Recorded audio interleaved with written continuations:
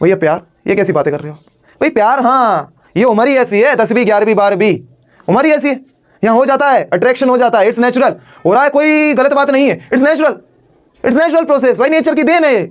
अगर लड़का लड़की को देखेगा तो अट्रैक्ट हो गई, इट्स नॉर्मल, बट कंट्रोल करना है इसको। प्यार व्यार भैया आपसे अगर वो सच्चा प्यार करता है या करती है, जो भी आपकी नेहा, राहुल, साक्षी, शिवम, अभिषेक, मयंक, जो भी है आपका, शिवानी, जो भी प्रिया, जो भी है आपकी, आपको अपने अकॉर्डिंग टाइम टेबल बनाना है, किसी को फॉलो नहीं करना है। मैं स्ट्रिक्टली कह रहा हूं, किसी को फॉलो नहीं करना है, वरना आप फॉलो नहीं कर पाओगे, इस बात की मैं आपको गारंटी देता हूं, क्योंकि वो आपकी सिचुएशन नहीं जानता है कि आपके घर में क्या हो रहा है, आप कितने बजे उठते हैं, आप किस हिसाब से जाते हैं, कोचिंग आपकी क्या है, तो वो नहीं जानता है। इसलिए टाइम टेबल अपने अकॉर्डिंग बनाइए, किसी को फॉलो मत कीजिए। करना है सबसे पहले उस चैप्टर का वन शॉट देखना है, उसके बाद आपको अपनी एनसीईआरटी पढ़नी है या जो नोट्स बनाए हैं वो, उसके बाद आप क्वेश्चन आंसर याद करेंगे। क्वेश्चन आंसर याद हो गए, उसके बाद आप इंपॉर्टेंट क्वेश्चन की प्रैक्टिस कीजिए। जय श्री राम मेरे प्यारो, मैं ऋतिक बघेल स्वागत करता हूं आप सभी का आपके YouTube चैनल बघेल क्लासेस पर। और आज की वीडियो में बात करेंगे कि दिसंबर से पढ़कर बोर्ड एग्जाम में कैसे टॉप किए जाए या 90% से ज्यादा लाए जाए। तो जी मेरे प्यारो, सबसे पहले जो हमारा पॉइंट है वो है make your own time table. आपको अपने अकॉर्डिंग टाइम टेबल बनाना है, किसी को फॉलो नहीं करना है। मैं स्ट्रिक्टली कह रहा हूं, किसी को फॉलो नहीं करना है, वरना आप फॉलो नहीं कर पाओगे, इस बात की मैं आपको गारंटी देता हूं, क्योंकि वो आपकी सिचुएशन ही नहीं जानता है कि आपके घर में क्या हो रहा है, आप कितने बजे उठते हैं, आप किस हिसाब से जाते हैं, कोचिंग आपकी क्या है, तो वो नहीं जानता है। इसलिए टाइम टेबल अपने अकॉर्डिंग बनाइए, किसी को फॉलो मत कीजिए। हाँ, कुछ स्ट्रेटेजी है उनको फॉलो कीजिए जो मैं आपको बताने जा रहा हूं। तो आपको क्या करना है, उस टाइम टेबल में 2 से 3 सब्जेक्ट इंक्लूड करने लैंग्वेज के साथ। लैंग्वेज मतलब हिंदी, इंग्लिश, संस्कृत, जो भी आपकी लैंग्वेज ली हो आपने अपने इंक्लूड किया हो सिलेबस में, वो आपको एक ना एक तो रखना है कम से कम। और 2 से 3 सब्जेक्ट एटलीस्ट पढ़ने ही पढ़ने हैं। आप एक सब्जेक्ट नहीं पढ़िए डेली। ज़्यादातर बच्चे क्या कर रहे हैं, यही गलती करते हैं कि हाँ एक दिन में सोशल खत्म कर दूंगा, एक दिन में पूरी फिजिक्स खत्म कर दूंगा या उसी को पढ़ते रहूंगा, तो भाई दिमाग बिल्कुल भर जाएगा। आप खुद से सोचिए, एक चीज़ अगर आप रोज करोगे तो कैसा लगेगा, बोर हो जाओगे ना। इसलिए 2-3 सब्जेक्ट इंक्लूड कीजिए जिससे पढ़ाई में इंटरेस्ट भी बना रहे। दूसरा है 2 से 3 घंटे पढ़ना है हर सब्जेक्ट को। 2 से 3 घंटे पढ़ना है हर सब्जेक्ट को। इस बात को आप मान लीजिए, इस समय यही करना है आपको। अब वो समय गया 1-8 घंटे पढ़ने का, हर सब्जेक्ट को 2 से 3 घंटे आपको देने ही देने। अगर यहां से देखा जाए तो 6 से 8 घंटे बनते हैं हमारे, वो भी सेल्फ स्टडी के। ये सेल्फ स्टडी का बोल रहा हूं मैं आपसे, सेल्फ स्टडी में रखना है आपको। ये 2 से 3 घंटे आपको सेल्फ स्टडी में देने हैं, है ना। अब आपका वो समय गया कि हाँ 1 घंटे पढ़ लिया या नहीं, 2 घंटे से काम अब नहीं चलेगा। अब तो आपको 6 से 8 घंटे सेल्फ स्टडी में देने, जिसमें आप 2-3 सब्जेक्ट इंक्लूड करोगे, जिसमें 2-3 घंटे आपके आएंगे। आई होप आपको ये पॉइंट भी समझ आ गया होगा। फिर चलते हमारे target according to chapter and days left. अब आपके किस सब्जेक्ट में कितने चैप्टर बचे हैं वो डेज के हिसाब से आप टारगेट कीजिए। सपोज दैट आपके पास 15 चैप्टर्स करने आपको 60 दिन में, 2 महीने में करने, है ना। तो 15 चैप्टर के करो आप, अगर डिवाइड करूं तो क्या आएगा, 4 दिन में एक चैप्टर उस सब्जेक्ट का आपको कैसे भी करके खत्म करना है, चाहे एक्स्ट्रा एफर्ट लगाने पड़े, लेकिन आप टारगेट बनाएंगे उस हिसाब से कोर्स खत्म करेंगे, तो आपको मैं गारंटी देता हूं आपका जो लेवल है वो अपग्रेड हो जाएगा। इस बात की मैं फिर से आपको कहता हूं, गारंटी देता हूं। तो आई होप आपको जो पहला पॉइंट है वो समझ आ गया होगा कि टाइम टेबल अपने अकॉर्डिंग बनाना है और इन पॉइंटों को ध्यान रखें। अब दूसरा जो हमारा पॉइंट है वो है हमारा कि पढ़ाई कैसे करें। देखो, पढ़ाई करने पे भी आप पे डिपेंड करेगा। पढ़ाई करने की भी 2 मेथड है, एक है लॉन्ग मेथड, एक है शॉर्ट मेथड। ये डिपेंड है आप पर कि आपने कितना पढ़ रखा है। अगर आपने थोड़ा बहुत भी पढ़ रखा है तो आप लॉन्ग मेथड का यूज कीजिए, और आपने बिल्कुल भी नहीं पढ़ा है अभी तक, 10 या 20% ही पढ़ा है, तो आप शॉर्ट मेथड का यूज कीजिए। आपसे एक छोटी सी रिक्वेस्ट है कि अपने अकॉर्डिंग ही पढ़िए, क्योंकि मेरे हिसाब से अभी आपके एग्जाम हुए, थोड़ा बहुत तो पढ़ रखा होगा, लेकिन आपने नहीं पढ़ रखा है तो कोई दिक्कत की बात नहीं है, आप शॉर्ट मेथड का यूज कर सकते हैं। अब मैं आपको बता रहा हूं कि लॉन्ग मेथड में आपको कैसे पढ़ना है, शॉर्ट मेथड में आपको कैसे पढ़ना है। तो लॉन्ग मेथड में आपको क्या करना है, सबसे पहले आपको उस चैप्टर की 1 शॉट वीडियो देखनी है ना। पूरा इंटरनेट भरा पड़ा एक से एक एक्सीलेंट टीचर से, किसी को आप बस टॉपिक को सर्च कीजिए और किसी को भी देखिए, कोई मना नहीं कर रहा है आपको, है ना। कोई सा भी हो, आपको बिल्कुल एक से एक ब्रिलियंट टीचर बैठे हैं, मैं तो खुद कह रहा हूं आपसे। तो आपको क्या करना है, सबसे पहले उस चैप्टर का 1 शॉट देखना है, उसके बाद आपको अपनी एनसीईआरटी पढ़नी है या जो नोट्स बनाए हैं वो, उसके बाद आप क्वेश्चन आंसर याद करेंगे। क्वेश्चन आंसर याद हो गए, उसके बाद आप इंपॉर्टेंट क्वेश्चन की प्रैक्टिस कीजिए।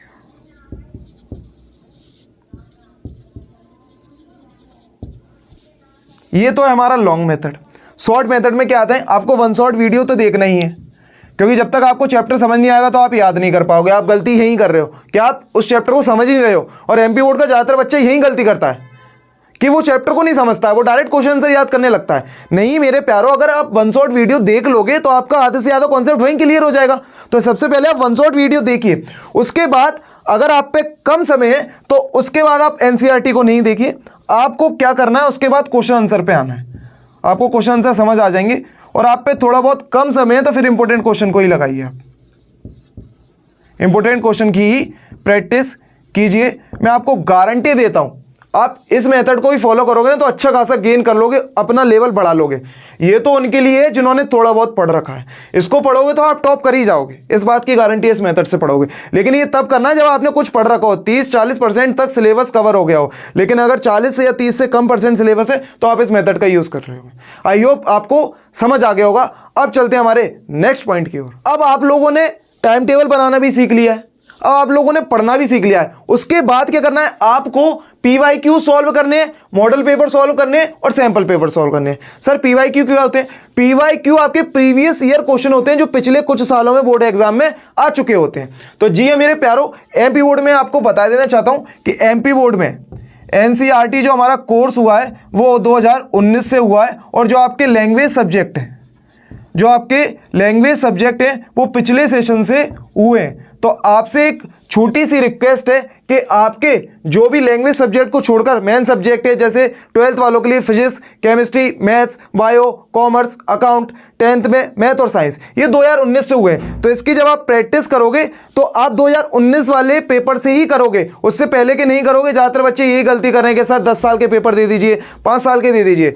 जी हाँ मेरे प्यारो, ऐसा कुछ नहीं है। 2019 से ही आपका एनसीईआरटी हुआ है, उन्हीं को पढ़िए। और ये आपको कहाँ मिलेंगे? लैंग्वेज सब्जेक्ट का 1 ही साल पेपर हुआ है अभी, है ना। तो ये आपको कहाँ मिलेंगे?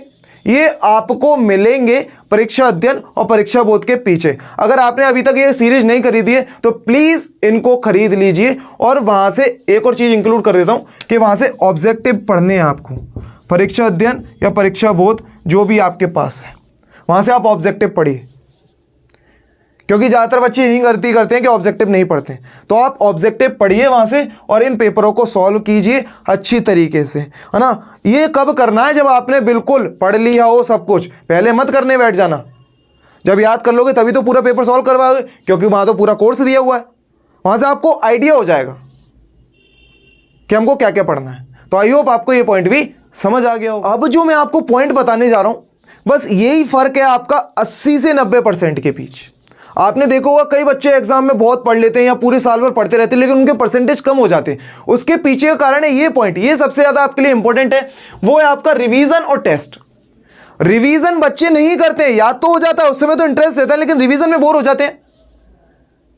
भाई रिवीजन सबसे ज़्यादा जरूरी है, क्योंकि जो काम आता है उसको करने में हम थोड़ा कंफर्ट जोन में चले जाते हैं ना, थोड़ा अजीब सा फील करते हैं, यार मेरे को तो आता है। ज़्यादातर बच्चों के साथ ऐसे ही होता है। जी हाँ, कोई को कुछ नहीं आता है, मैं भी कुछ मैथ्स नहीं जानता हूँ, मैथ्स का टीचर नहीं जानता हूँ, लर्निंग प्रोसेस है, सब सीखते हैं, कोई परफेक्ट नहीं है इस दुनिया में। तो आपको क्या करना है? आपको रिवीजन करना है, सबसे ज़्यादा इंपॉर्टेंट है। और रिवीजन कैसे करना है? जो चैप्टर्स आपको थोड़ा सा हल्का लगता है कि हाँ यार थोड़ा सा कमजोर है, तो उसको सबसे पहले आप पक्का कीजिए, याद कीजिए क्वेश्चन आंसर, मैथ से तो सॉल्व कीजिए, क्वेश्चन आंसर को याद करके लिखिए। जब तक राइट नहीं करोगे तब तक वो पक्का नहीं होगा, तो आप उसको पक्का कीजिए। अगर थोड़ा सा डिफिकल्ट लग रहा है, उसके बाद जो चैप्टर्स आपको अच्छे से आते हैं उसका रिवीजन कीजिए, उसके बाद आप टेस्ट दीजिए। ये भी बहुत बड़ा पॉइंट है। टेस्ट ही नहीं देते भाई, हमको आता है, टेस्ट से गायब हो जाते हैं कोचिंगों में से। बहुत से बच्चे होते हैं, मेरे साथ तो होता है, बहुत से टेस्ट के नाम पे अगर स्ट्रेंथ अगर 20 है 25 है तो वो टेस्ट में 10-12 रह जाती है टेस्ट के नाम पे। तो आप टेस्ट जरूर दीजिए। टेस्ट से आपको क्या होता है, गलतियां पता पड़ती हैं कि गलतियां कहाँ हो रही हैं, है ना। अगर आपका टीचर अभी तक जो टेस्ट होंगे वो पेपर इकट्ठे कर लीजिए, नहीं है तो आप खुद से ही मार्क कर लीजिए, ये क्वेश्चन है, ये इंपॉर्टेंट क्वेश्चन जो बता दिया टीचर ने, वहां से उन्हीं के टेस्ट ले लीजिए। वहां से आपको एटलीस्ट पता तो पड़ेगा कहाँ गलती कर रहे हैं हम, वो आपकी बोर्ड एग्जाम में नहीं होगी। तो इसका ध्यान रखिए, यही आपके लिए सबसे ज्यादा इंपॉर्टेंट है। अब हम चलते हैं हमारे लास्ट टिप्स की ओर। अब जो मैं आपको पॉइंट बताने जा रहा हूं वो स्टूडेंट की भी सबसे ज्यादा प्रॉब्लम है। आज का जो मॉडर्न एरा है, यही सबसे ज्यादा दिक्कत हो रही है, पढ़ने में हमारा फोकस नहीं हो पा रहा है। उसके पीछे का कारण है डिस्ट्रैक्शन। तो आपको क्या करना है, रिमूव योर डिस्ट्रैक्शन, अपनी डिस्ट्रैक्शन हटाना है। डिस्ट्रैक्शन कितने प्रकार की मैं आपको बता रहा हूं। तो सबसे पहली है घर।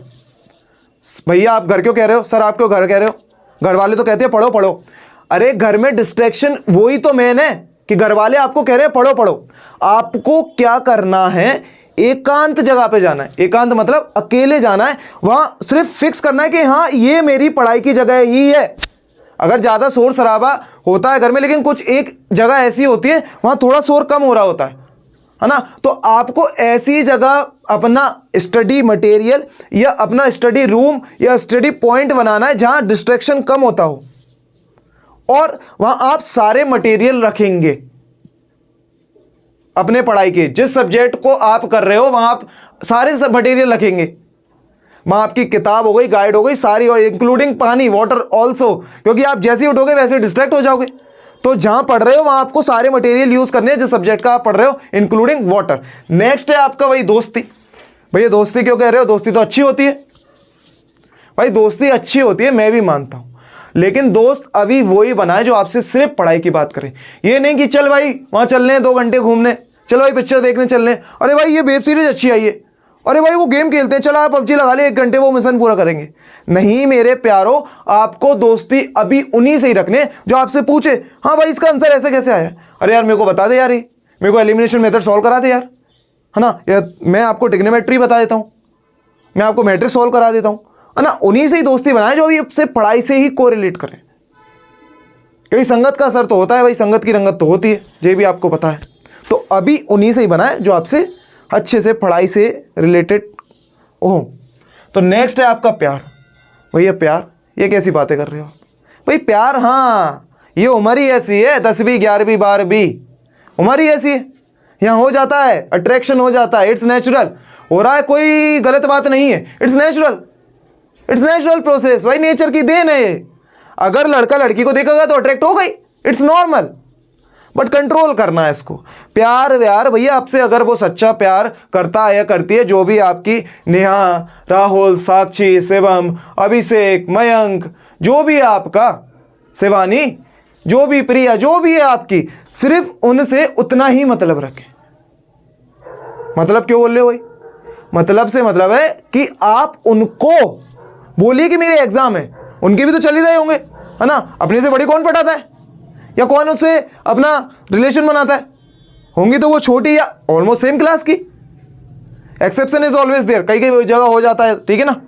तो उनको भी पता हो कि आपके एग्जाम है, तो वो भी पढ़े और आप भी पढ़े, सपोर्ट कीजिए एक दूसरे को। अगर हो तो मैं ये नहीं कह रहा कि नहीं बनाइए रिलेशन, भाई जरूरी है। बहुत सौ के फायदे आपने इंटरनेट देखे, फायदे भी होते होंगे बहुत से, है ना मेरे प्यारो। अब नेक्स्ट पॉइंट पे आते हैं, इलेक्ट्रॉनिक गैजेट्स। भाई सबसे बड़ी दिक्कत तो यही हो रही है जब से कोरोना आया है, जो अभी आपकी जनरेशन है ना वो यहीं बस रही है। कोरोना के बाद आदत लग गई ऑनलाइन स्टडी की। भाई ऑनलाइन स्टडी करना बुरा नहीं है, बहुत फायदे हैं, अपने अकॉर्डिंग पढ़ सकते हो, लेकिन उसके अलावा जो आप काम कर रहे हो ना वो मैं जानता हूँ पर्सनली, है ना, क्या क्या कर रहे हो। तो इलेक्ट्रॉनिक गैजेट्स का मतलब है आपका जैसे टीवी हो गई, है ना, लैपटॉप हो गया आपका, इसमें पीसी भी इंक्लूड कर देता हूँ, है ना, फ़ोन हो गया। इसमें क्या करना है आपको, देखो सबसे पहले आपको इनमें जो कुछ भी यूज़ करना है, देखो टीवी में तो शायद कुछ इन्फॉर्मेटिव आता नहीं होगा, तो टीवी तो, और आजकल शायद ही बच्चा टीवी देखता होगा, तो इनको नहीं देखना है। लैपटॉप पीसी मोबाइल का आप यूज़ कर रहे हो तो केवल और केवल स्टडी के लिए यूज़ कीजिए आप, है ना। स्टडी में भी आप क्या कर सकते हो, सिर्फ यूट्यूब देखिए, यूट्यूब पे उन्हीं चैनल्स को देखिए जो स्टडीज़ के बारे में बता रहे हैं, है ना। बाकी सोशल मीडिया थोड़ी सी दूर रखिए, जैसे हमारा इंस्टाग्राम हो गया, वहाँ जाके आप क्या करते हो, रील्स देखते हो, दिन भर रील्स 2-2 3-3 घंटे निकाल ले हो भाई। एवरेज टाइम 3 से 4 घंटे आ रहा है यूथ का इंस्टाग्राम पे, रिसर्च में बताया कितने क्रिएटर्स बता रहे हैं। मोबाइल एडिक्शन बीमारी हो चुकी है आज के ज़माने में, तो उससे थोड़ी सी दूरी बनाइए, है ना। स्टडी से ही रखिए, इंस्टाग्राम रील्स फील्स अभी थोड़ा सा छोड़ दीजिए, और टेलीग्राम व्हाट्सएप तक ही रखिए, क्योंकि वहाँ हमारा देखो व्हाट्सएप पे इन्फॉर्मेशन आती है स्कूल वगैरह की, या जो भी कुछ भी मिलना हो, टेलीग्राम पे आपको स्टडी मटेरियल मिल जाता है। तो आई होप आपको ये सारे पॉइंट समझ आ गए होंगे। अगर वीडियो पसंद आई है तो ही वीडियो को लाइक कीजिए और अपने दोस्तों के साथ शेयर कीजिए। अगर आने वाले समय में ऐसे ही टिप्स चाहते हो तो हमारे चैनल को सब्सक्राइब कीजिए, क्योंकि मैं आपके लिए आने वाले समय में वीडियो लाता रहूंगा। तो आज की वीडियो में इतना ही, मिलते हैं अगली वीडियो में, तब तक के लिए wish you all the very best, have a great day, जय हिंद।